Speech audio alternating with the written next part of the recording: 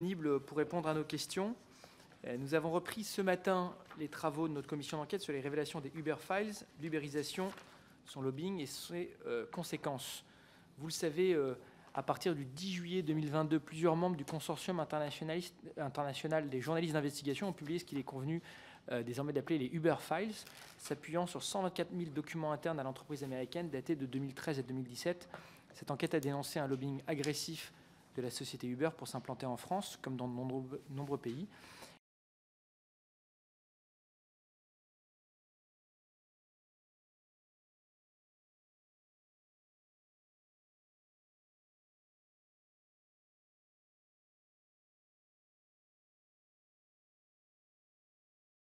Le rôle des décideurs de l'époque et mettre les relations entre décideurs publics et représentants, et d'autre part pour ambition d'évaluer les conséquences économiques, sociales et environnementales du développement du modèle Uber en France, les réponses apportées et à apporter par les décideurs publics en la matière. Dans la mesure où vous représentez le syndicat des chauffeurs privés, nous souhaitons connaître votre point de vue sur l'implantation de la société Uber et des VTC, des méthodes de lobbying et des conséquences sur l'évolution du transport public particulier de personnes en France depuis 2014, et puis plus largement d'ailleurs sur le développement du modèle de l'ubérisation dans l'économie. Nous avons beaucoup parlé par exemple ce matin aussi de la question de la livraison. Nous avons donc déjà entendu d'autres chauffeurs VTC, d'autres représentants de la profession, en particulier M. Ben Ali, que vous connaissez certainement. Nous souhaiterions savoir si vous partagez ou non ces déclarations, ce qui a pu déjà être dit, et en particulier, êtes-vous pour votre part attaché au statut de chauffeur indépendant ou considérez-vous en situation de subordination, c'est tout le débat qu'il y a eu notamment par exemple sur la décision des prud'hommes à Lyon, par rapport aux plateformes pour lesquelles vous travaillez. On a beaucoup évoqué ce matin ce débat sur le statut entre indépendants et salariés. Est-ce que vous considérez que vous ou vos collègues ont déjà fait l'objet de pression de la part de sociétés comme Uber, et si oui, de quel type? Que pensez-vous aussi du dialogue social qui a été instauré dans la profession, notamment depuis la création de la RPE, encore un sujet dont on a parlé ce matin. Voilà, je vous rappelle que cette audition est ouverte à la presse, qu'elle est retransmise en direct sur le site de l'Assemblée nationale. Et avant de vous laisser la parole pour vous présenter et puis répondre en quelques minutes par un propos liminaire à ces questions, avant un échange avec mes collègues ici présents, je vous rappelle que l'article 6 de l'ordonnance du 17 novembre 1958 relative au fonctionnement des assemblées parlementaires impose aux personnes auditionnées par une commission d'enquête de prêter serment, de dire la vérité, toute la vérité, rien que la vérité. Donc je vous invite donc à lever la main droite et à dire « je le jure » après avoir activé votre micro. Je le jure. Je vous remercie, Monsieur Baroun. Je vous laisse la parole. Écoutez, merci beaucoup, Monsieur le Président, Madame la rapporteure. C'est un sujet assez compliqué. Qu'est-ce qu'il vous faut exactement au niveau de la présentation? Bon, déjà, je vous en laisse assez libre. Hein. Faites-nous passer le message que vous voulez nous faire passer. Mais vous avez vu les priorités qui sont les nôtres. Donc à la fois les activités de lobbying d'Uber, les conséquences du modèle Uber, de l'ubérisation, et tout le débat actuel sur le statut des chauffeurs indépendants, salariés, en France comme d'ailleurs en Europe et ailleurs. Écoutez, on a commencé le combat dans les années 2013-2014 sur des réflexions sur comment se battre contre ce nouveau modèle économique. À partir de 2013-2014, on a vu ce qu'on avait un système de LOTI qui a été supprimé en 2016 grâce à la combativité qu'on a eue entre-temps. Donc finalement, c'est un modèle où on fait croire aux gens qui sont indépendants, les petites étoiles dans les yeux, on est son propre patron, etc. Et finalement, tout ça est un modèle subordonné. Donc on continue de le faire. Depuis environ 2016, je crois, l'une des dernières mobilisations, c'était les attaques en justice au prud'homme. Donc aujourd'hui, il y a environ, peut-être tout confondu, peut-être 1 millier de dossiers qui durent depuis plus de 6 ans, voire maintenant 7 ans. Donc c'est les attaques en justice au prud'homme pour dénoncer finalement le salariat déguisé. Et à ce jour, finalement, plus le temps passe et plus on voit que c'est un modèle économique qui ne tient pas la route. Et donc, d'où finalement cette commission d'enquête sur le fait du lobbying assez agressif, on va dire, qu'on a pu découvrir avec le temps. Voilà. Et sur la question aujourd'hui du statut des chauffeurs VTC par rapport aux taxis, on a beaucoup parlé avec certains de vos collègues ce matin du lien de subordination, d'un statut d'indépendant qui, selon beaucoup, recouvre en réalité une réalité de salariat, de lien de salariat. Moi, je serais intéressé de vous entendre sur ce débat. Il est indiscutable sur le fait qu'il y a des liens de subordination, qu'ils sont en cours. Aujourd'hui, qu'est-ce qu'un indépendant? Un indépendant, la règle numéro 1 d'un indépendant, c'est de pouvoir avoir le contrôle sur son propre tarif, finalement. Je suis indépendant, je décide de ce que je fais. Je me lève quand je veux, je vais bosser quand je veux. Et la chose principale, c'est que je contrôle mon prix. Donc vous me dites combien vous me fabriquez la baguette, c'est mon problème. Je vous donne un tarif et c'est à vous de l'accepter ou non. Ce modèle économique, les chauffeurs n'ont pas le contrôle du tarif. Il y a quelques années, quand il y a eu des mobilisations, d'où la création justement des Gilets jaunes, l'augmentation du carburant augmente de plus de 20%. Que ferait n'importe quel indépendant, artisan, petite boutique, lorsqu'il a une augmentation de charge de plus de 20%? Il augmente son tarif. On n'a pas la possibilité de le faire. En tout cas, les chauffeurs VTC sous plateforme n'ont pas cette possibilité. Donc, concernant la question de l'indépendance, ils ne sont pas du tout indépendants. Le contrôle du tarif est fait par ce pseudo-intermédiaire, cette plateforme de mise en relation. L'aspect disciplinaire est fait par cette plateforme. Donc elle se substitue au système finalement en place. Et donc tout ça, c'est un lien de subordination. Vous savez, la règle numéro 1 chez la plateforme, on va dire Uber, du côté client comme chauffeur, l'article 1, il est écrit « Vous reconnaissez, vous clients ou vous chauffeurs, que je ne suis qu'une plateforme de mise en relation. Je mets en relation un professionnel installé en France qui paye sa TV en France avec un consommateur. Je n'ai rien à voir avec le transport. » Et donc finalement, cette plateforme qui se dit mise en relation, dans les faits au quotidien, on la voit, elle contrôle l'aspect tarifaire et elle contrôle l'aspect disciplinaire. Elle se permet même de rentrer dans les réunions ministérielles pour dire il faut plus, il faut moins, il faut un examen plus simple ou plus compliqué. Donc il n'y a clairement aucune indépendance au niveau des chauffeurs sur ce sujet. Juste une question sur la question tarifaire, c'est intéressant. Est-ce que les tarifs ne sont pas aussi régulés au niveau des taxis, y compris pour les taxis indépendants? Ça fait l'objet de réglementation avec les pouvoirs publics? Il n'y a eu aucune réglementation là-dessus. Depuis des années, depuis l'ouverture du combat, depuis les premières manifestations de 2015, on dit une seule et unique chose, on veut récupérer le contrôle du tarif. À côté, c'est à chaque fois dévoyé par « on va essayer de négocier, on va essayer de discuter ».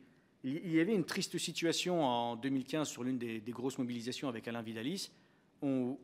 Dès qu'on a réussi enfin à nous rassembler après plusieurs mois de mobilisation, on dit on veut reprendre le contrôle du tarif. Réponse de la plateforme Uber. Travis Kalanick est en train de dormir aux États-Unis. Il n'est pas l'heure encore.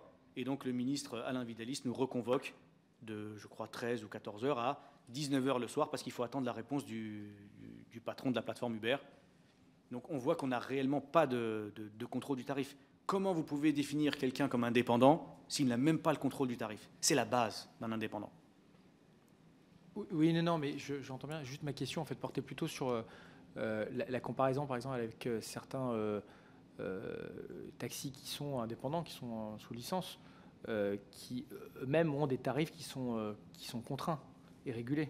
Alors, si on fait la comparaison entre taxi et VTC, le taxi avec son organisation professionnelle, donc c'est un petit groupe d'indépendants, ce ne sont pas des salariés, avec son organisation professionnelle, vont aller se plaindre, discuter, négocier, argumenter au niveau de l'État, du ministère des Transports et des préfectures. Et donc, dans chaque préfecture, d'un point de vue local, ils vont dire le tarif A, B, C, c'est tant, le jour, la nuit, ils font ce qu'ils veulent. Et donc, c'est à eux de gérer ça. Si demain, il y a un manque de taxis, si demain, il y a beaucoup trop de clients, si demain, il y a un problème de carburant, ils viennent s'installer avec l'État, officiellement, dans les préfectures, et dire on veut augmenter le prix. Et c'est accordé. À aucun moment, la plateforme de mise en relation type G7, Allo Taxi, Alpha Taxi, enfin n'importe quelle plateforme, va venir dire non, mais les taxis, on vous met en relation avec les clients et en plus, on va gérer à votre place votre tarif. Ça n'a jamais existé. Allo Resto, c'est une plateforme où vous allez commander un repas. Vous allez commander votre restaurant. La plateforme ne va pas dire au restaurateur « Hey Coco, tu vas me mettre une terrasse, je veux un muffin au chocolat dans ton menu ». Ils ne discutent pas ce genre de choses. GoVoyage, c'est une plateforme de mise en relation entre les voyageurs et les agences. Elle ne va pas dire à Air France KLM, à Transavia, à Aigle Azur, vous mettez tel avion, vous mettez le kérosène à tel endroit, vous faites ceci, vous faites cela, et je contrôle vos tarifs. Donc une plateforme de mise en relation, ça met en relation, et ça s'arrête là. Elle ne contrôle pas le tarif, elle ne contrôle pas l'aspect disciplinaire, c'est à l'État et aux organisations professionnelles de chauffeurs de gérer ça. Donc si on compare par rapport au taxi, lui, il va en préfecture et il négocie, et c'est officiel, et on ne discute plus là-dessus, et s'il y a un pépin, un problème disciplinaire, c'est en commission de discipline préfectorale. Les chauffeurs VTC ont intégré la commission de discipline taxi VTC avec la loi Grand-Guillaume en 2016. Donc l'aspect disciplinaire doit se gérer en commission locale taxi VTC. Oui, bonjour. Je voulais d'abord vous poser une question. Oui. Bonjour, Monsieur Saïd-Abayoun. Je voulais d'abord vous poser une première question. Vous vous êtes fait connaître notamment lors d'une émission politique sur France 2, où vous aviez, en avril 2017, interrogé le candidat Emmanuel Macron sur sa participation à une réunion dans un restaurant de luxe qui rassemblait des lobbyistes d'Uber, le directeur de cabinet du ministre de l'époque, M. Colère, des députés et sénateurs. Et le candidat, Emmanuel Macron, avait répondu « Quand on profère des accusations aussi graves, qu'est-ce que vous dites? On donne des noms, on donne la liste et on va devant le juge. » Donc j'aurais aimé avoir votre réaction entre ce que vous saviez à ce moment-là de cette rencontre dans un restaurant de luxe et puis les révélations des Uber Files.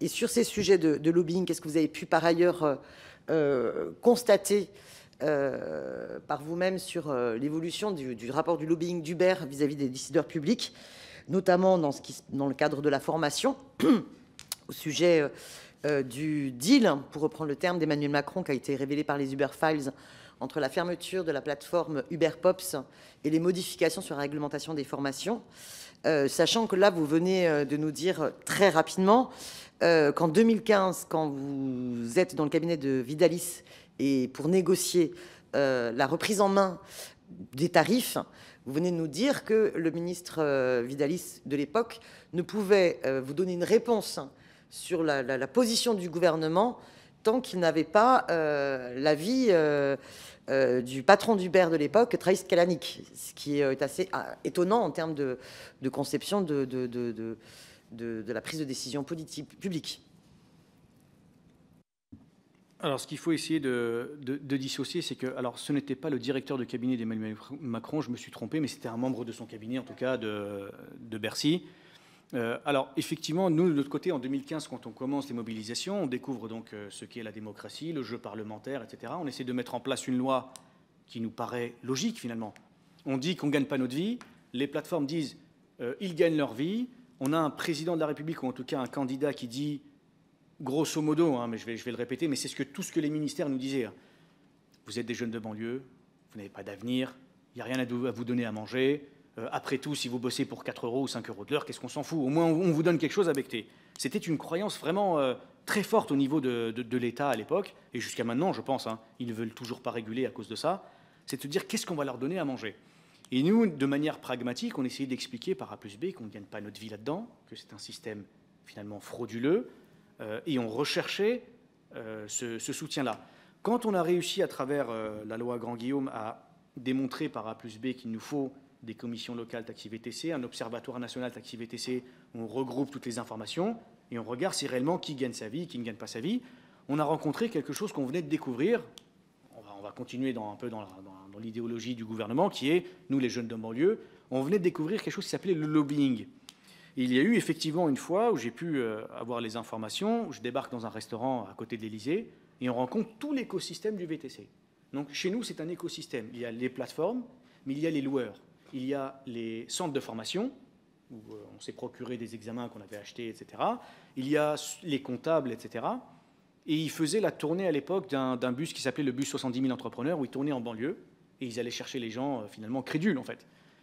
qui allaient rentrer dans un système, qui allaient s'engager pour 3 ou 4 ans sous un modèle de plateforme.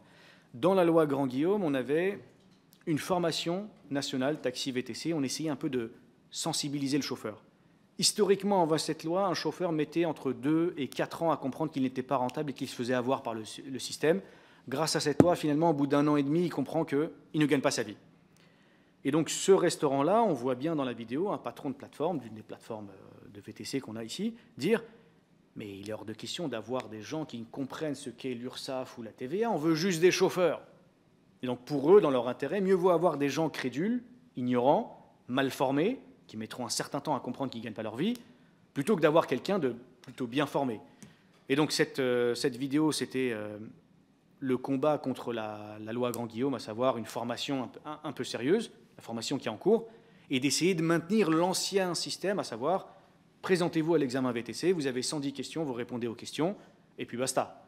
L'ancien système qui a été fait par le deal qu'on vient de voir, là, le deal Macron, nous, on le connaissait, mais on n'avait pas les éléments, finalement. C'est, au lieu d'avoir 250 heures de formation, donc environ 3 mois, vous avez 6-7 heures QCM, 110 questions, vous répondez aux questions. Et on a réussi avec le temps à prouver qu'on pouvait acheter ces examens, on pouvait acheter les réponses. Donc vous avez 2 systèmes. Soit vous achetez les réponses à l'avance, vous présentez à l'examen, puis vous essayez de retenir au mieux et vous répondez. Ou bien pour 3 fois plus cher, le centre de formation, qui est aussi centre d'examen, puisque malheureusement c'était ça le système, il était jugé partie, le centre de formation, et ben il allait corriger à votre place, il mettrait les réponses, et tout le monde avait son examen de cette manière. Et donc oui, la belle surprise, c'est de découvrir qu'il y a un lobbying, ça existe, on ne le savait pas vraiment ça. Et de l'autre côté, bah, toutes les magouilles et le deal, vous venez de découvrir vous maintenant, mais nous on le savait déjà depuis très longtemps.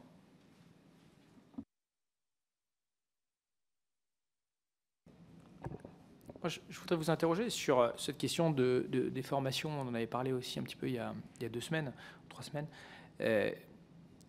Est-ce que, si on compare avec ce qu'il est nécessaire d'acquérir en termes de formation pour devenir chauffeur de taxi ou obtenir une licence de taxi, est-ce qu'on ne peut pas considérer que 250 heures de formation qui était prévue par voie réglementaire au début, et qui a après évolué plusieurs fois et puis évolué effectivement dans le sens de ce que vous dites, est-ce que ça ne représente pas une barrière à l'entrée quand même assez élevée et un avantage concurrentiel pour les taxis face aux VTC? Aujourd'hui, la formation pour devenir taxi ou VTC, c'est exactement la même. Donc on oublie ces histoires de barrières. La question, c'est de savoir... Non, mais c'est ma question. C'est aujourd'hui, effectivement, Depuis avec 2016. l'évolution réglementaire, on a aligné l'entrée pour devenir chauffeur de VTC et chauffeur de taxi. Mais ce n'était pas le cas avec les 250 heures. Oui, mais sauf que personne ne faisait les 250 heures, en fait. Il y en avait beaucoup qui ne le faisaient pas non plus. C'était plus difficile d'avoir l'examen de 250 heures que d'avoir les 110 questions. On est d'accord sur ce point-là, mais il y en avait beaucoup qui ne le faisaient pas non plus. Donc c'est la même chose, finalement. Là où, au niveau de l'examen en Chambre des métiers, il est un peu plus sérieux, c'est que vous allez passer un examen, et donc on va pouvoir évaluer est-ce que vous avez bien appris. Vous ne pouvez pas lancer n'importe quelle personne dans un modèle économique qui est très compliqué.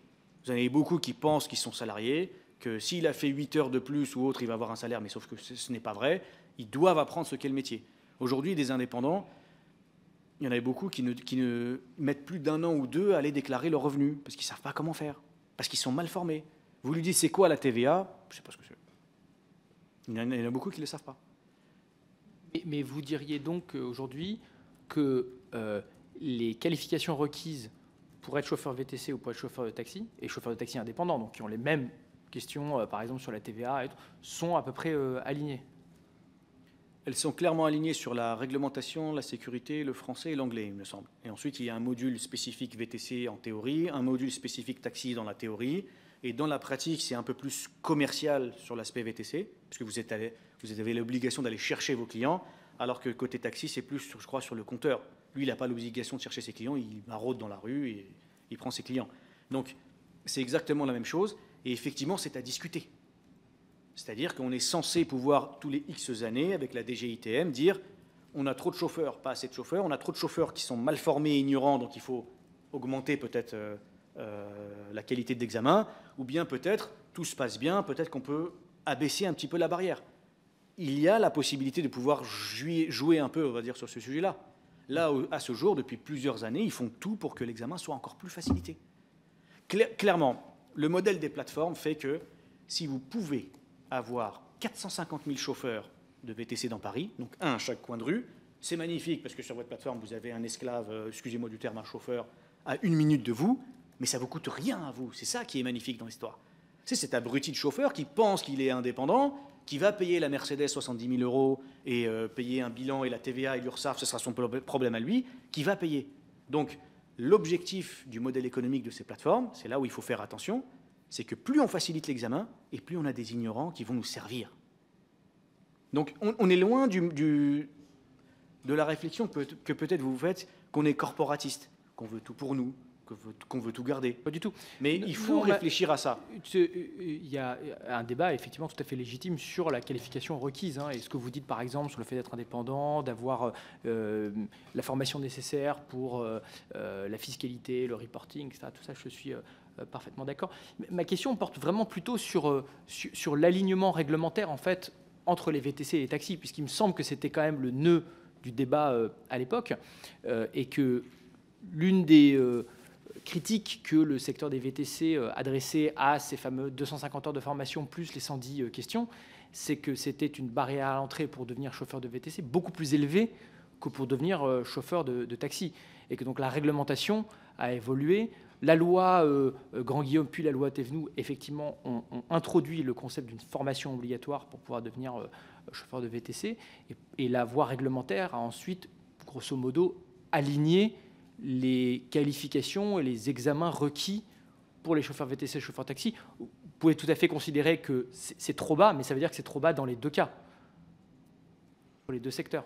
On peut effectivement dire que c'est assez bas dans les deux cas, oui. Mais le VTC est arrivé, on va dire, de manière assez facile par rapport au taxi, et ils ont abaissé taxi et VTC sur un socle commun qui est plus ou moins assez respectable pour le moment. Assez bien formé, on va dire. Oui, d'accord. Donc il n'y a pas aujourd'hui, selon vous, dans la réglementation, davantage en faveur des VTC par rapport aux taxis sur cette question de la qualification? On a la formation identique. Aujourd'hui, pour le moment, je crois que la tendance, elle est encore côté VTC, mais sinon, c'est la même chose. Voire même, si vous passez VTC, si vous basculez taxi dans les, je crois, moins de 3 ans, c'est à vérifier, hein, et vous avez 3 modules à ne pas repasser finalement, puisque ce sont les mêmes. Vous avez juste 2 modules de différence entre taxi et VTC, mais sinon, vous pouvez faire la jonction entre les deux. Et pour aller plus loin, juste sur la question de la réglementation initiale sur les 250 heures et les 110 questions, est-ce qu'on ne peut pas tout de même considérer qu'il y avait presque une volonté, en mettant une qualification aussi lourde pour pouvoir devenir chauffeur VTC, de presque entraver le développement du secteur à travers ces qualifications, si on met plusieurs années, par exemple, pour pouvoir obtenir une licence? Pas du tout, parce que historiquement, vous aviez ce qu'on appelait la grande remise, donc c'était des licences très difficiles à obtenir autant que le taxi, avec une formation et un code, soit vestimentaire, de qualité de travail, de qualité de service, beaucoup plus difficile que celui du taxi. Et à côté, vous avez une formation LOTI. On s'est imprégné de la formation actuelle VTC, de la formation LOTI. Un minimum, il faut savoir calculer quand même votre prix de revient. Vous allez définir combien de jours dans l'année vous allez bosser, quel est le prix d'achat de votre véhicule, les pneus, l'entretien, etc., vos charges fixes finalement, et essayer de l'aligner sur combien d'heures vous allez faire, et d'essayer de calculer chaque jour, vous allez devoir apporter combien pour pouvoir être rentable. Ça, on ne l'avait pas dans la formation VTC. Donc on ne l'a pas durci finalement. On a juste clarifié des positions qui existaient avant. Donc historiquement, avant l'arrivée d'Uber, c'était encore plus difficile que maintenant. Aujourd'hui, c'est beaucoup plus facile de devenir VTC ou taxi. L'ancienne formation taxi à l'arrivée d'Uber était encore beaucoup plus difficile que la formation taxi actuelle. Aujourd'hui, c'est très facile de devenir taxi ou VTC. Oui, alors ça, j'entends bien ce que vous disiez tout à l'heure. Mais est-ce que au moment où on a les 250 heures et les 110 questions pour devenir chauffeur VTC, est-ce que les qualifications qui étaient requises pour pouvoir devenir chauffeur de taxi étaient à peu près au même niveau, ou elles étaient quand même beaucoup plus faibles que ces 250 heures et 110 questions? J'entends que dans les deux cas aujourd'hui, ça a diminué et ça s'est aligné. Oui. Mais à l'époque, quel était le comparatif entre VTC et taxi? Alors, ce sera à vérifier avec le taxi. Mais il me semble que c'était bien plus élevé côté taxi. En fait, c'est arrivé à un moment où les taxis de mémoire, si je ne dis pas de bêtises encore une fois, ils ont tous les X années, ils doivent revoir leur examen. Ils doivent revoir les questions, enfin pas mal de choses. Et donc ça tombait au moment où nous, c'était le bazar chez nous et qu'on dénonçait et on expliquait que c'était pas bon. Il y a eu l'arrangement, le fameux deal, j'enlève Hubert Pop et je vous mets les 110 questions. On a réussi à se procurer les examens des 110 questions. On les a publiés sur Internet à 8h du matin alors que l'examen était à 13h, pour dire, bah, regardez, en fait, finalement, c'est pas infaillible, tout ça. Et c'est à ce moment-là, c'était la jonction qui arrivait où le taxi devait revoir son examen, qu'on a pu faire un tronc commun. C'était dans l'urgence du bazar incroyable, la jungle qu'on avait à ce moment-là, qu'on a pu faire le tronc commun taxi VTC. Avant ça, côté taxi, il me semble que c'était un peu plus dur quand même.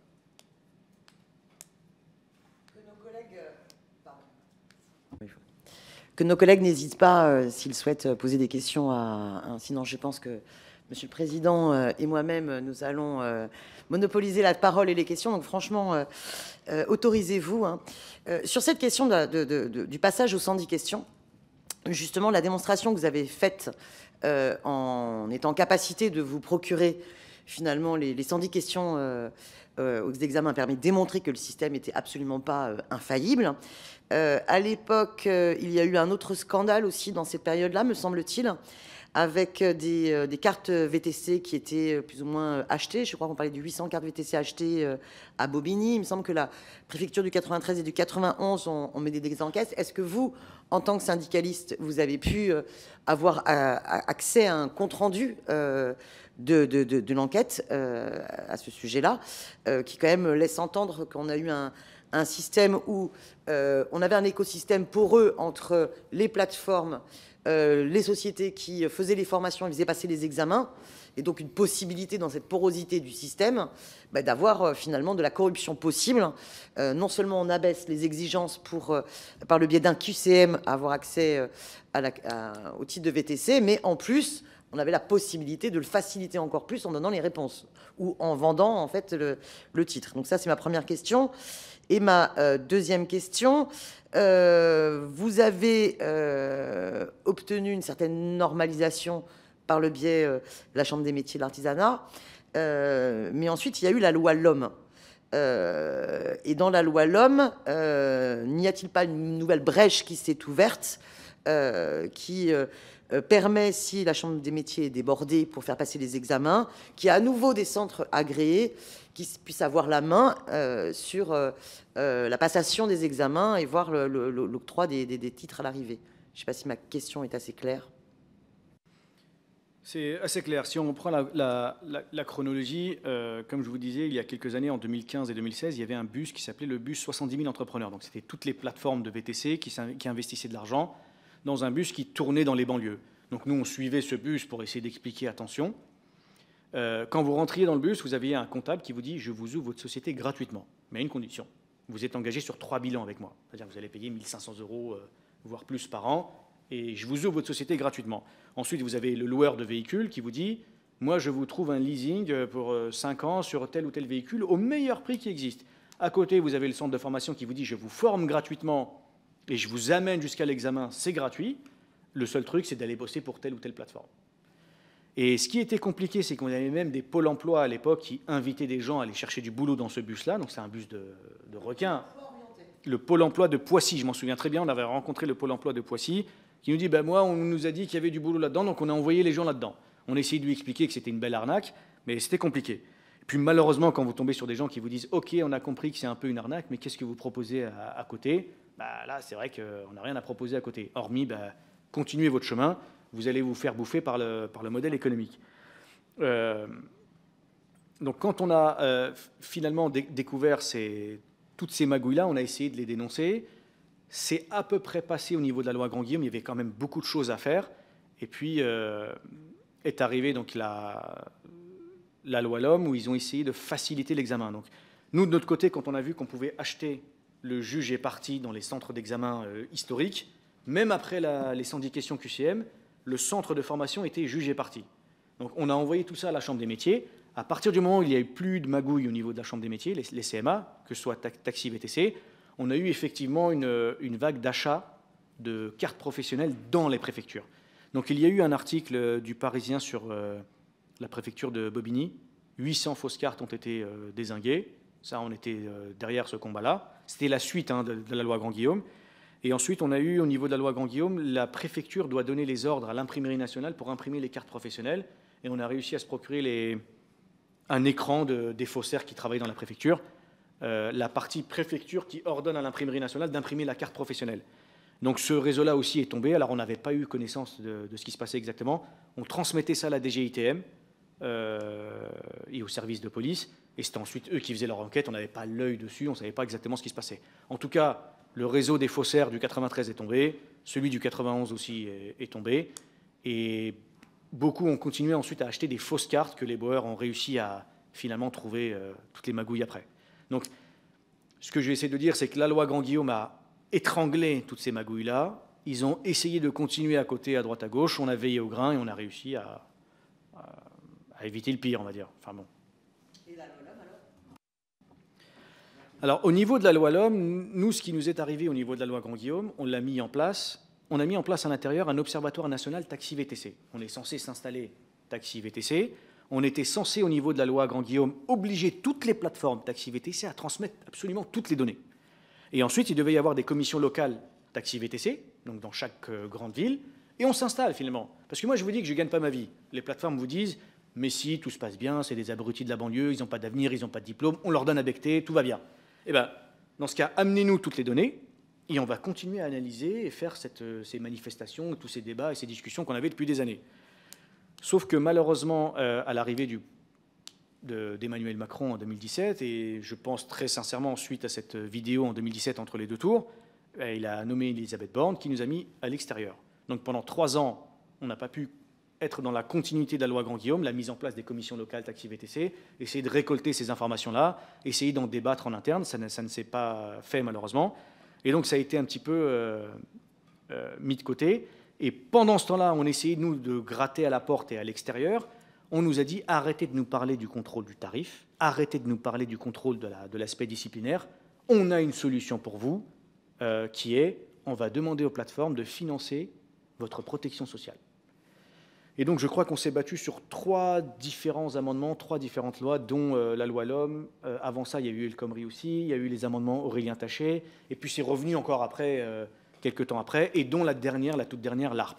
Donc moi, je vous dis, depuis des années, je veux reprendre le contrôle du tarif et de l'aspect disciplinaire, et vous me chantez une chanson, à savoir, on va essayer de vous donner une de vos charges, qui est la protection sociale, et on va demander au grand méchant loup de la prendre en charge. Donc tout ça n'est pas cohérent, on a réussi à l'expliquer, ça s'est calmé, mais à chaque fois, ça revient à la charge. Donc moi, je vous dis, depuis des années, on doit reprendre le contrôle du prix et de l'aspect disciplinaire, et on a une chanson à chaque fois qui change. J'ai mal à la tête, vous me donnez un médicament pour les pieds, finalement.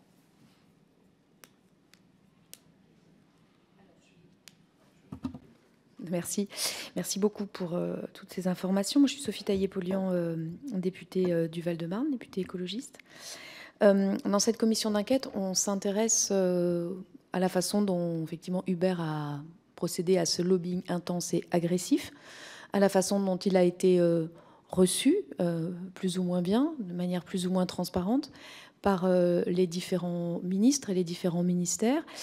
Quand on a auditionné le consortium de journalistes qui, en France, a révélé l'affaire, ils ont parlé du fait qu'ils avaient le sentiment, plus que le sentiment, que finalement, Uber avait joué les ministères les uns contre les autres et dans une politique de mise en...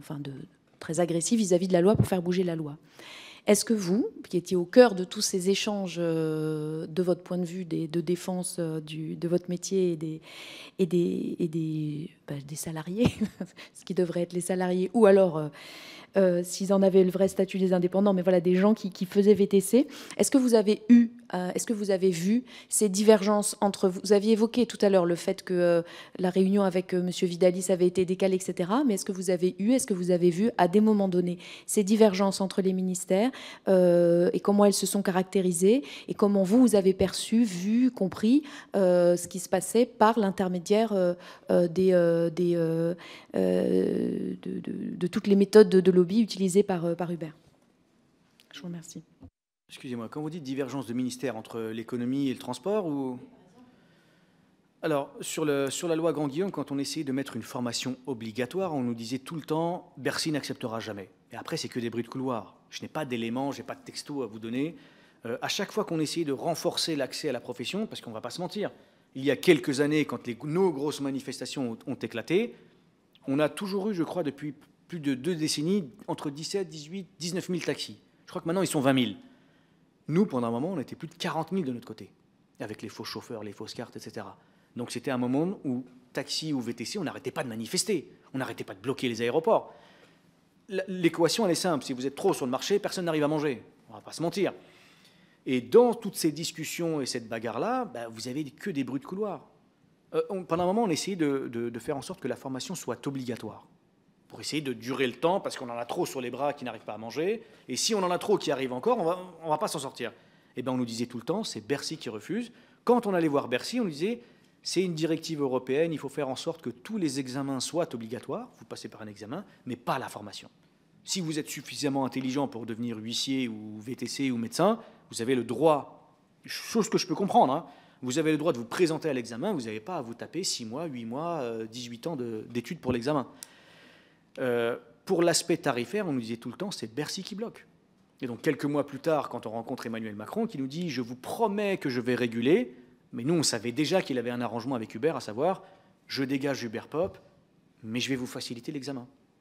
Et il nous promettait à ce moment-là d'essayer de, je crois qu'on le voit dans la vidéo, dans sa promesse, c'était d'essayer d'instaurer un tarif minimum. Moi, ce que j'essayais de lui faire comprendre au candidat Macron, c'était vous devez nous aider à minima à avoir un tarif, ce qu'on appelle un tarif plancher. C'est-à-dire que tous les intermédiaires, Allo Resto, Go Voyage, Uber, une plateforme de mise en relation pour les coiffeurs ou autres, on essaie d'instaurer un tarif plancher en dessous duquel on ne peut plus faire du dumping social sur la tronche de mecs qui ont réellement un commerce en dessous, quoi. Mais pour des réelles preuves, non. La seule et unique fois, ça a été ce restaurant où il y avait effectivement Bercy et la DGITM et le ministère des Transports sur place. Mais depuis ça, en 2016, ils ont fait très attention à ce qu'on ne soit pas présent, quoi. Que ça reste entre eux, finalement. J'ai aussi une petite chose qui m'a un petit peu intrigué. C'était dans les débuts de nos mobilisations. On essayait d'attaquer, je crois, un responsable du ministère des Transports sur un sujet. Et il nous disait, non, mais vous ne pouvez pas me demander ça, je vais encore recevoir des appels d'Uber jusqu'à 23 h ce soir. Ça a été dans une belle réunion avec beaucoup de monde. Et finalement, ce lobbying, je vais essayer de vous retrouver ça, mais c'était un membre du cabinet d'Alain Vidalis. Et il disait, je vais encore recevoir des appels jusqu'à 23 h ce soir. Mais c'était vraiment en séance plénière et j'avais beaucoup de collègues avec moi sur place. Et c'est incroyable de découvrir que vous êtes là pour bosser pour moi, mais une plateforme étrangère vous harcèle le soir, vous appelle, vous dit « Attends, j'ai une solution, j'ai des trucs à te donner, machin ». Je trouve ça vraiment très choquant, on va dire.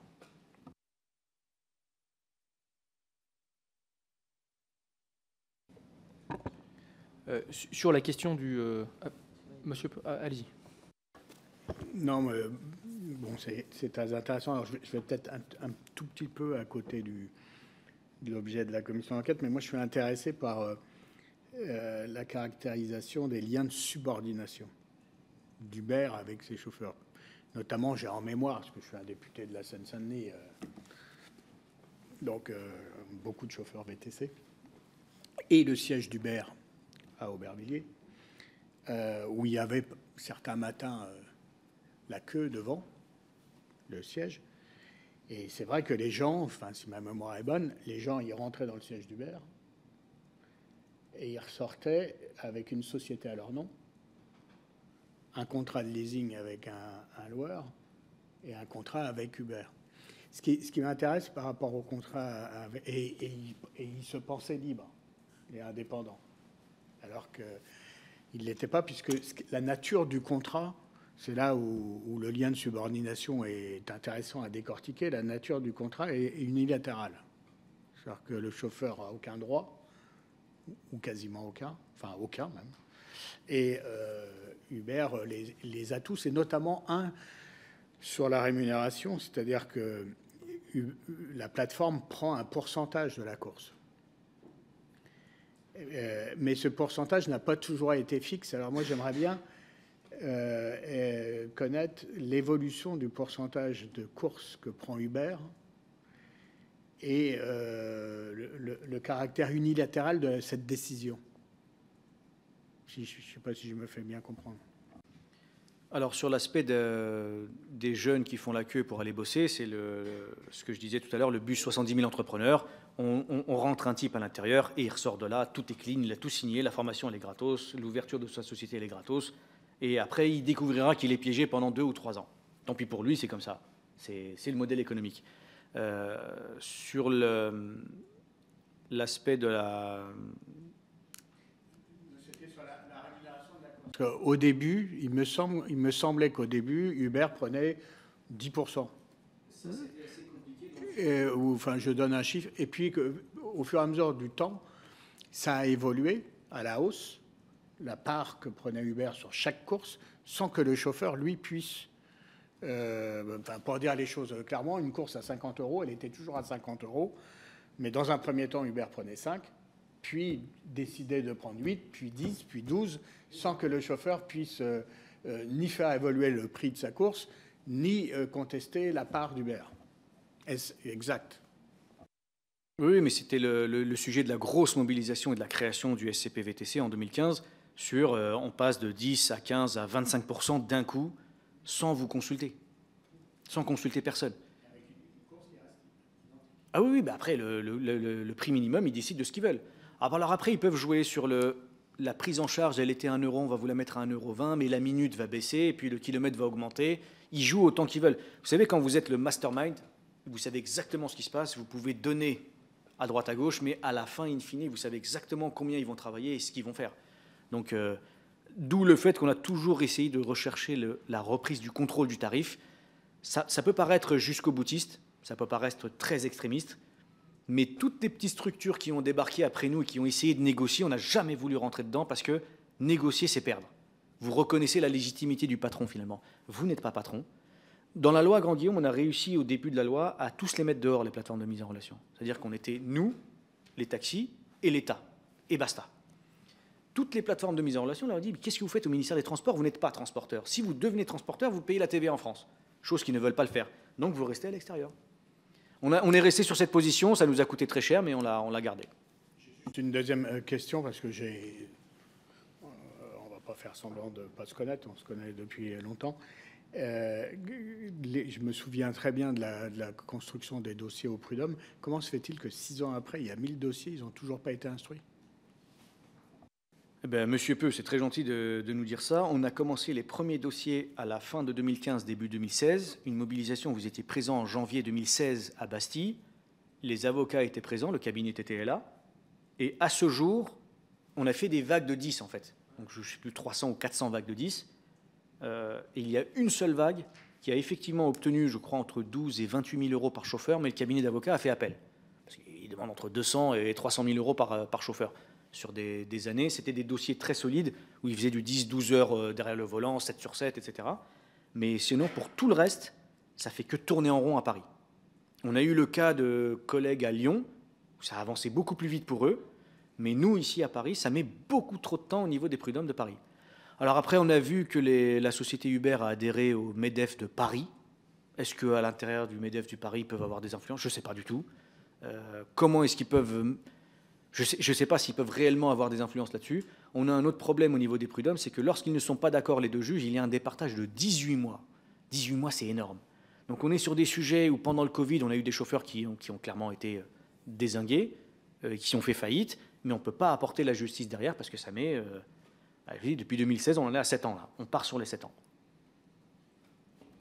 Moi, je voudrais rebondir sur la première question de M. Peu et effectivement examiner cette question du lien de subordination. Donc vous mettez vraiment beaucoup au centre la question du contrôle du tarif. Est-ce qu'on peut voir des avantages, parce qu'en fait c'était un peu le sens de votre question, c'est-à-dire qu'il faut quand même qu'il y ait des avantages au fait d'être indépendant, une forme de liberté, aujourd'hui qu'on pourrait tout de même reconnaître au statut d'auto-entrepreneur quand on est chauffeur, pour des plateformes, par exemple la possibilité de pouvoir être connecté à plusieurs plateformes en même temps, ce qui serait peut-être une liberté retirée dans le cadre d'un salariat plus classique, ou d'avoir plus de flexibilité dans le choix des horaires, par exemple. Vous savez, à 8 h du matin, quand c'est rouge partout et qu'il y a beaucoup de monde, vous pouvez allumer 46 000 plateformes, vous n'aurez qu'une seule course. Et vous avez le temps de faire qu'une seule course physiquement. Donc vous pouvez en allumer plein à côté, vous ne pouvez pas aller honorer ce client-là. Donc moi, je vais venir vous chercher, vous, à l'Assemblée pour vous déposer à côté. Je ne peux pas faire ces messieurs-là à côté.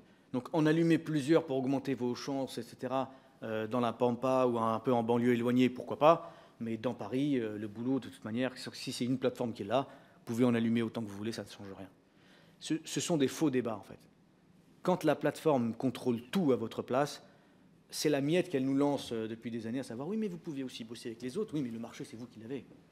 Puis le marché, quand vous décidez de baisser, regardez dans l'histoire de la plateforme Uber, dès qu'elle baisse le prix, les autres plateformes baissent le prix. Quand vous allez parler avec les plateformes françaises en leur disant, mais soyez un petit peu plus Frenchy, faites quelque chose. Ah ben non, quand le patron baisse, on baisse derrière lui. Donc ils se font la guerre entre eux, mais sur notre dos à nous, en fait. Eux, s'ils se font la guerre, s'il y en a un qui allait décider de lancer une promotion, sur ma tronche à moi, à savoir, toutes les nuits, vous pouvez vous transporter à travers Paris pour 2 €, bah, l'autre, il va aussi baisser le prix. À la fin, le prestataire final, c'est toujours le même chauffeur. Ce sont les mêmes chauffeurs qui sont sur toutes les plateformes. Donc tout ça n'a pas de sens, en fait. Être connecté à 48 000 plateformes ne rapporte absolument rien. Alors, on a remarqué pendant le Covid, quand il y a eu malheureusement des décès et des faillites, etc., où les plateformes, effectivement, dans quelques rares cas, allaient essayer de mettre des primes aux chauffeurs pour dire « viens bosser plutôt chez moi que chez l'autre plateforme ». Dans la logique des choses et dans la logique du marché, non, le prix client, ça ne change pas. Les plateformes font régulièrement un système où ils disent « si vous faites 5 courses d'affilée dans la matinée chez moi, je vous donne 150 € en plus ». Et donc le chauffeur, il va essayer de courir après la truc de hamster, là, à droite ou à gauche. Donc on va essayer de fédérer le chauffeur, mais sinon, dans la 99% des cas, elles se font la guerre entre elles, et c'est sur le dos du même prestataire.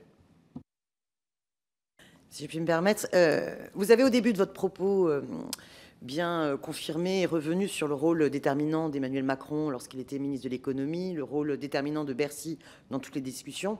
Et ensuite, vous avez abordé l'arrivée de Madame Borne lorsqu'elle était ministre du Transport puis ministre du Travail dans finalement la poursuite de l'ubérisation. Je voudrais que vous reveniez là-dessus, puisque vous nous avez expliqué très rapidement que dans le cadre de la loi Grand-Guillaume, avec l'article 2, il y avait une obligation de collecte des données, et vous aviez un autre article qui instaurait un observatoire national taxi-VTC avec des commissions locales dans chaque ville, et qu'en fait, selon vous, est-ce que tout a été fait pour ne pas mettre en pratique l'application de cette loi? On sait que les décrets d'application ont mis des années avant d'arriver et qu'elle n'est pas encore véritablement effective en tant que telle. Ces commissions locales dans chaque grande ville, à ma connaissance, n'existent toujours pas. Est-ce que vous pouvez le confirmer ou non? Et selon vous, est-ce qu'il y a eu une volonté politique pour ne pas mettre en œuvre la loi Grand-Guillaume et qui, du coup, s'articule avec la création de la mission Frein, de la mission Mettling et la création de l'ARP? Est-ce que vous corroborez ce raisonnement ou pas? Malheureusement, quand on arrive à se procurer l'achat d'examens pour démontrer que c'est de la flûte, tout ça, quand vous filmez un restaurant où des députés, des parlementaires, des sénateurs, il y avait même un sénateur, je crois, dans l'article qui dit qu'il était effectivement dans le restaurant, et puis quand vous arrivez sur un plateau télé et que vous tapez sur le candidat, effectivement, dès qu'Elisabeth Borne est arrivée au ministère des Transports, la première des choses qu'elle a faites, c'est de nous mettre dehors. Donc, au lieu de pouvoir continuer le combat dans les commissions locales taxi-VTC, dans l'Observatoire national taxi-VTC, ils nous ont fichus à la porte, ils ont parachuté des trucs à eux, etc., qui n'avaient aucune légitimité. Et puis par la suite, on n'a pas pu continuer le combat, finalement. On a été obligé de s'arrêter.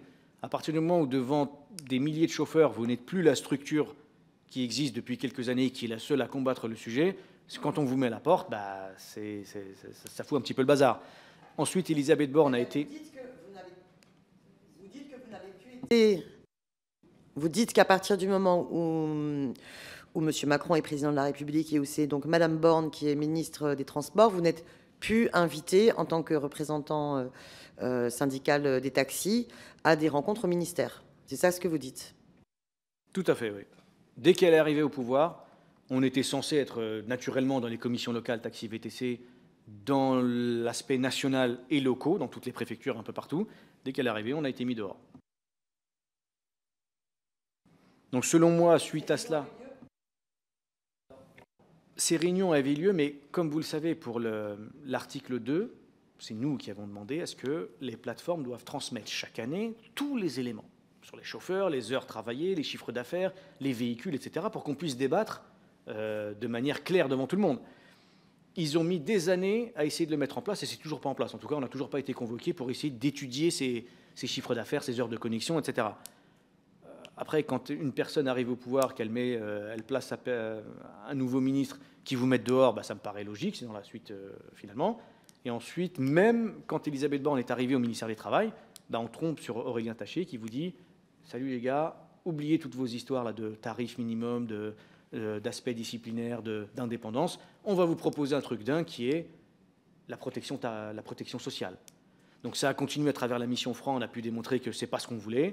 Et puis ça a encore continué avec l'ARPE récemment, à savoir, on essaye de mettre en place une protection sociale pour les indépendants. Oubliez-moi toutes vos velléités là, de logique, à savoir, on veut reprendre le contrôle du prix et de l'aspect disciplinaire.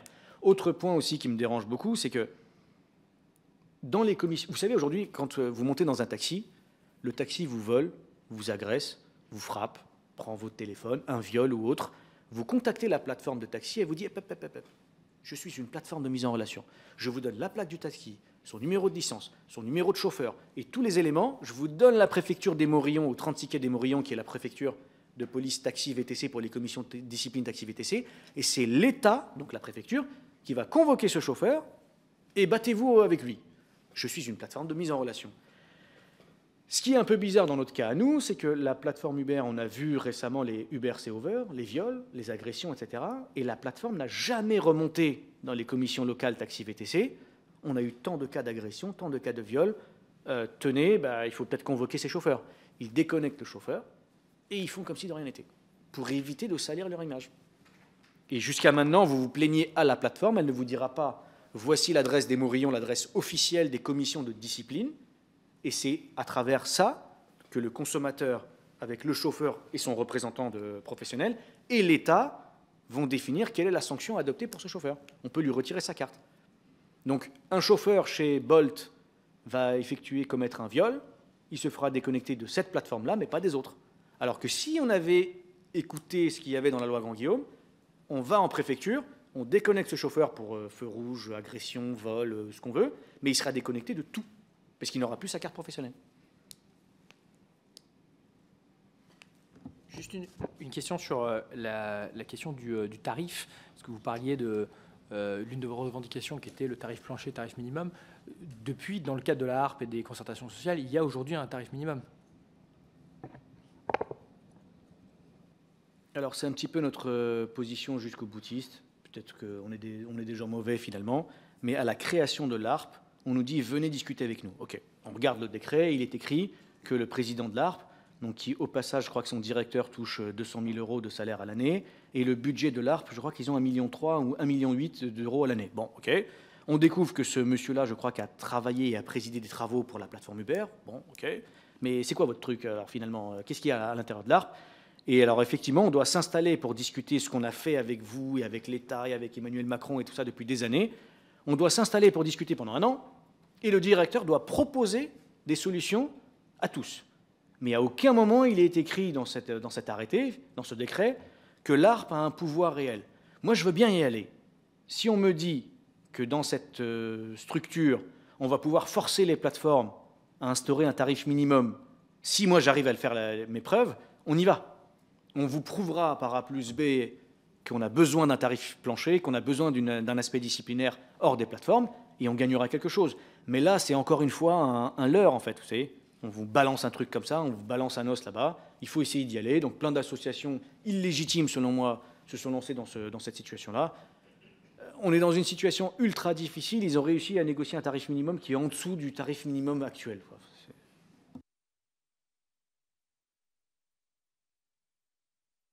Ce que je lis, en tout cas ce qui est dit officiellement, c'est que le tarif à 7,65 € net, le revenu minimum d'une course, équivaudrait à une hausse de 27% par rapport au tarif le plus bas qui est pratiqué sur le marché.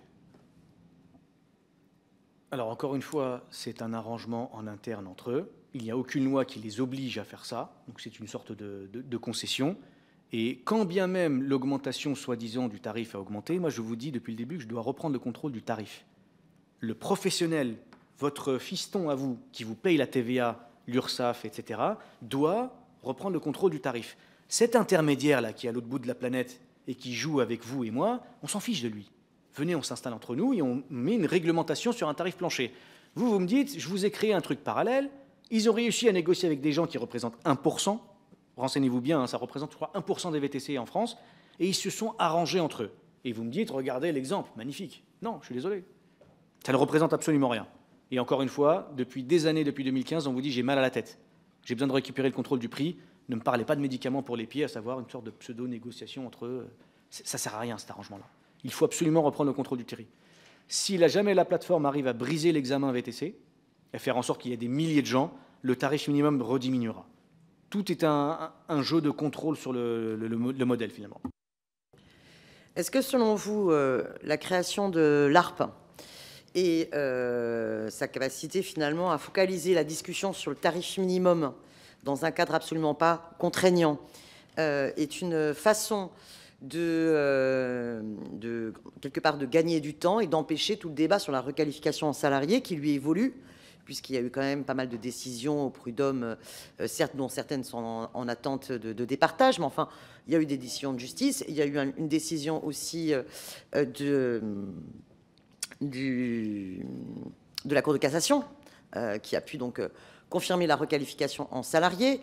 L'inspection du travail vient de perdre au tribunal administratif, même si le ministre, M. Dussopt, fait appel, en tout cas le ministère du Travail fait appel, mais l'inspection du travail a perdu et devrait notamment contrôler Uber et l'ensemble des plateformes pour travail dissimulé. Et donc on voit bien qu'il y a une reconnaissance de la relation de subordination des chauffeurs VTC, des travailleurs des plateformes vis-à-vis de leurs plateformes, que ce soit dans les décisions de justice, que ce soit y compris au niveau du Parlement européen à travers la directive de présomption de salariat adoptée par le Parlement européen. Et de l'autre côté, on a la remise en cause de la commission locale dans chaque ville et s'y substitue l'ARP qui organise le débat que sur les tarifs. Est-ce que pour vous, il y a donc une volonté délibérée coûte que coûte, d'empêcher le débat sur le retour soit pleinement au statut d'indépendant à travers le contrôle des tarifs ou le retour à la reconnaissance de la qualification de salariat? Il y a deux sujets. Aujourd'hui, les commissions locales taxi VTC, qu'on a mis en place dans l'aspect national et locaux, donc dans chaque préfecture partout en France, c'est un truc fantoche, à savoir la préfecture vient, débarque et dit j'ai mis tant de PV au taxi, tant de PV au VTC et basta. On n'a pas pu suivre ce combat-là pour essayer d'amener les plateformes de force à l'intérieur et dire voilà, s'il y a un cas d'agression, de viol, de braquage, de autres, c'est ici que ça se passe. C'est de manière officielle. Ils ont réussi à le détourner. Avec le temps, ils ont réussi à prendre des chauffeurs bien notés et leur dire venez participer aux commissions et dites-nous ce que vous pensez de votre collègue qui n'a pas dit bonjour au client, est-ce qu'on le déconnecte ou pas, etc. Avec le temps, ça s'est fait avec des associations. Je crois que c'est des gens que vous allez recevoir encore tout à l'heure, là. Et donc, ils ont cette légitimité donnée par les plateformes de venir dire je vais reconnecter un copain, etc. Machin. Ce qui est bizarre, c'est que vous avez même des petites sortes d'associations qui siègent dans les commissions internes, donc illégitimes, des plateformes, mais qui siègent aussi depuis peu avec nous dans les commissions officielles de discipline. Je me pose la question, moi je siège en commission de discipline depuis 2020. Donc Elisabeth Borne nous a mis dehors en 2017, on a réussi à revenir en 2020. À ce jour, on n'a jamais eu de cas d'agression ou de viol. Ce qui est bizarre, c'est qu'on a de l'autre côté Uber Seehofer, des milliers, enfin des centaines de témoignages de femmes qui ont eu ça. La question que je me pose, c'est ces différents chauffeurs qui ont siégé dans les commissions en interne aux plateformes et qui aujourd'hui siègent avec nous dans les commissions de discipline officielles donc de l'État, ils n'ont jamais vu ça, ces trucs-là. Ça, c'est un peu bizarre. Donc, la loi Grand-Guillaume, ils ont tout fait pour l'affaiblir. On se pose des questions là-dessus. Et le dernier sujet, je suis désolé, c'était sur la... On a d'un côté des batailles de chauffeurs dont vous nous parlez pour la requalification salariée, avec des démarches très longues, et puis finalement le cadre instauré pour organiser en fait la relation, la régulation entre les travailleurs et les plateformes ne parle pas ni du retour au statut véritablement indépendant par l'octroi de la liberté tarifaire, ni de la reconnaissance du lien de subordination et de la requalification salariée. Je ne sais pas si... Donc, est-ce que, selon vous, il y a une volonté délibérée dans la création de l'ARP, de rester finalement sur, d'arriver sur cette position un peu de tiers statut, notamment sur lequel Uber a pu faire du lobbying contre la directive présomption de salariat, par exemple, ou dans la suite logique des amendements tachés ou des autres amendements qu'il y a pu avoir sur les différents textes de loi. Oui, alors effectivement, même après la loi Grand-Guillaume, ils ont toujours essayé de faire en sorte qu'on essaie de parler de ce qui ne sert à rien, à savoir la protection sociale, et qu'on ne parle pas de la requalification en salariat. Aujourd'hui, tous les éléments tendent à croire que toute personne qui va au prud'homme gagnera finalement. Alors, ils peuvent retarder autant qu'ils veulent les prud'hommes de Paris, mais finalement, ça va dans le bon sens. Et donc, que ce soit avec la mission, les amendements tachés ou autres, ils ont essayé de mettre en place une sorte de charte, à savoir, si la plateforme vous donne à becqueter une sorte de mutuelle, une protection sociale, une retraite ou autre, et bien de l'autre côté, personne ne peut vous attaquer en justice. Ça ne nous a pas vraiment inquiétés parce que, finalement, au niveau de la justice, ça reste logique. Vous n'avez pas de clients, vous ne contrôlez pas votre tarif, vous êtes constamment contrôlé par la plateforme et vous subissez des sanctions disciplinaires à partir de là, et vous êtes dépendant économiquement de cette plateforme, à partir de là, c'est requalifié en contrat. Donc oui, il y a eu des volontés encore et répétées, et la dernière en date, là, c'est l'ARP. C'est l'ARP, la création de l'ARP, en tout cas, Bruno Mettling nous a toujours dit protection sociale, protection sociale. Donc on a réussi à lui expliquer par A plus B que c'était saugrenu. Je vous donne un simple exemple. Ça, c'est le prix de revient. C'est ce que me coûte une course. Ça, c'est le point sur lequel on gueule depuis des années, comme des dingues dans la rue, c'est le prix de vente. J'ai besoin de couvrir mon prix de revient. Depuis des années, que ce soit Aurélien Taché, Frouin, El Khomri, là, l'ARP, c'est bouge pas, abruti de la banlieue, t'as pas d'avenir, t'as pas de diplôme, je vais prendre en charge une de tes charges. Alors c'est laquelle ma charge? C'est le gasoil? Non. C'est la voiture? Non. C'est mon salaire? Non. Je vais prendre en charge la protection sociale. La question que je me pose, tout simplement, Travis Kalanick, le patron d'Uber depuis 2014, gagne, je ne sais pas, je dis une bêtise, 3 millions d'euros de bénéfices nets dans sa poche par mois. Je viens et je lui impose une loi qui dit tu dois donner une protection à ces abrutis de chauffeurs. Et il perd 1 million à cause de ça. À votre avis, sur qui il va répercuter cette charge? C'est nous qui payons la plateforme. Donc si on lui impose une nouvelle charge, elle va nous la répercuter. Tout ça n'a pas de sens. Dans une relation commerciale de soi-disant partenaire, on demande au partenaire qui est un peu plus en position dominante, paye-lui une charge. Mais c'est moi qui le paye en fait. Donc pourquoi ils n'auraient pas pris en charge le gasoil? Ou pourquoi ils n'auraient pas pris en charge la TVA? Donc tout ça, c'est un jeu où ils essaient de noyer le poisson sur on veut reprendre le contrôle du tarif. Eh bien, juste avant qu'on clôt, mais vous dites sans arrêt ce terme de protection sociale. Bon, or, les plateformes ne veulent pas requalifier en salariés, notamment parce qu'elles ne veulent pas payer les cotisations sociales patronales qui accorderaient aux travailleurs VTC la protection sociale qui est totalement différente. On est bien d'accord que là, à chaque fois, ce dont il est question, c'est l'assurance et une mutuelle, mais absolument pas une protection sociale qui, dans le statut de subordination de salarié, en contrepartie du lien de subordination, garantit le droit à la retraite, les congés pour maladie, la reconnaissance d'accidents du travail, toutes ces questions-là. C'est important de bien le préciser. Nous aurons sans doute des questions complémentaires qu'on pourra vous transmettre par écrit, mais vous avez aussi tout à fait la possibilité de nous transmettre des éléments complémentaires. On n'a pas pu notamment aborder, moi j'aurais aimé vous entendre sur des révélations en fait des Uber Files sur le fait qu'à un moment donné, des chauffeurs VTC ont pu être corrompus et payés pour participer à des manifestations, qu'il y a pu y avoir des boules WhatsApp ou organisé dans lequel il y avait des dirigeants d'Uber. Donc sur ces éléments-là dont vous pourriez avoir connaissance, on vous transmettra du coup des questions par écrit. Peut-être qu'éventuellement on pourra avoir une autre audition un peu plus sérieuse, dans le sens où on n'a pas eu le temps, nous, de se préparer de notre côté. On a envoyé effectivement des chauffeurs dans la manifestation d'Uber pendant que nous, on manifestait d'un côté. Ils allaient à la manif d'Uber pour récupérer les 100 ou 250 euros de prime. Les différents articles de presse qui prouvent qu'il y a eu des achats de cartes dans les préfectures, les différents articles de presse que la Cour des comptes a publiés récemment pour dire que dans le modèle VTC ou livreur, entre 70 et 90% des chauffeurs ne déclaraient pas ou pas tous leurs revenus, donc c'est un manque à gagner pour notre pays. Je pense qu'on pourrait peut-être mieux préparer la suite, si jamais il y a une suite sur ce sujet-là, et peut-être apporter des nouveaux éléments sur ce qui va encore se passer. Parce que je pense que c'est une situation qui va durer un moment encore. Bon, Monsieur Baron, je vous remercie beaucoup de votre disponibilité, du temps que vous avez consacré. Et effectivement, vous pouvez, libre à vous, bien sûr, de nous envoyer d'autres documents pour nourrir la réflexion de cette commission d'enquête. Et puis, on se tournera peut-être vers vous à nouveau. On a encore quelques mois de travaux devant nous. Merci beaucoup. Bonne journée.